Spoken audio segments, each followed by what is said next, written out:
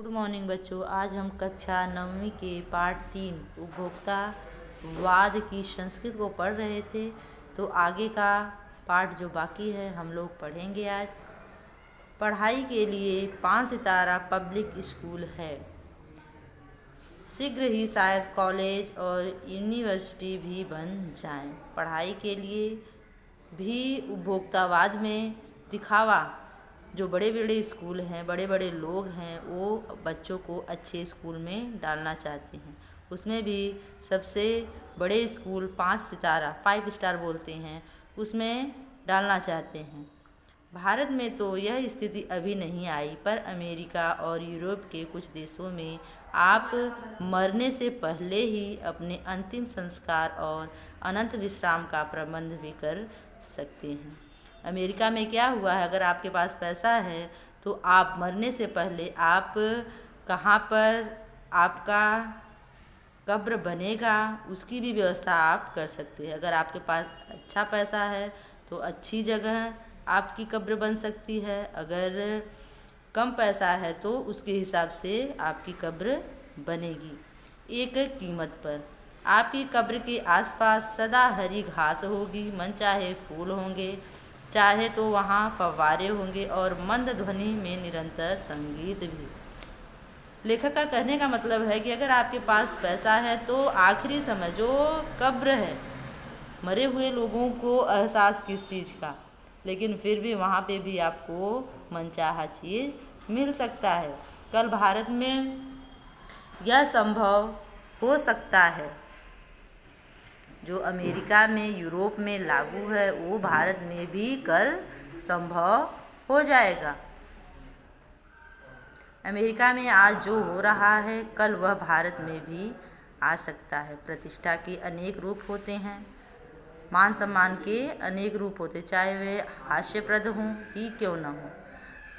प्रतिष्ठा मान सम्मान बढ़ाने में लोग कुछ भी कर सकते हैं, चाहे वह हंसी के पात्र ही क्यों न बनते हों। यह है एक छोटी सी झलक उपभोक्तावादी समाज की।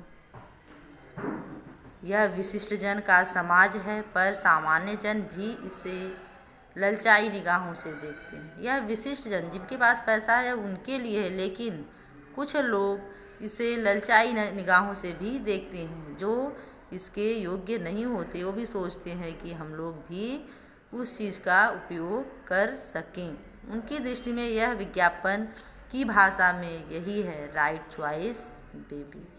कहने का मतलब है कि हमारी जितनी चॉइस होती है हमें वो मिलता नहीं है, फिर भी हम अपनी कोशिश करते रहते हैं।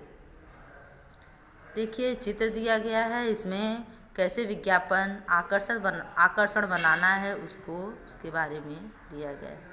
अब विषय के गंभीर पक्ष की ओर आएं। हमें विषय के गंभीर पक्ष की ओर आना है। इस उपभोक्ता संस्कृति का विकास भारत में क्यों हो रहा है? लेखक बहुत गंभीर हो रहे हैं, बोल रहे हैं कि जो ये भारत है ये तो अमेरिका और यूरोप नहीं है, लेकिन फिर भी यहाँ इसकी ज़रूरत नहीं है, फिर भी यहाँ इसका विकास किस लिए किया जा रहा है। सामंती संस्कृति के तत्व भारत में पहले भी रहे हैं। उपभोक्तावाद इस संस्कृति से जुड़ा रहा है। आज सामंत बदल गए हैं, सामंती संस्कृति का मुहावरा बदल गया है।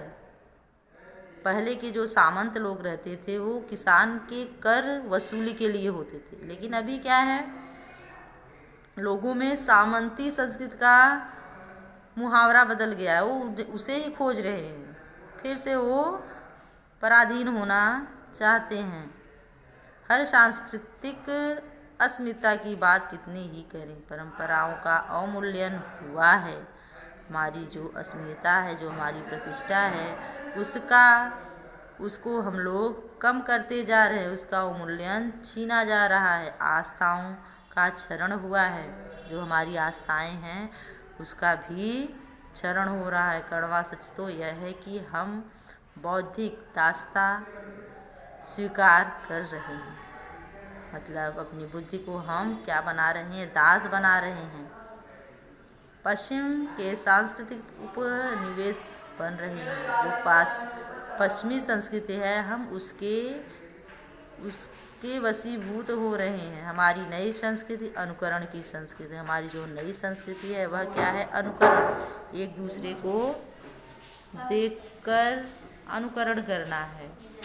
धन्यवाद बच्चों। आगे का वीडियो हम आगे पढ़ेंगे।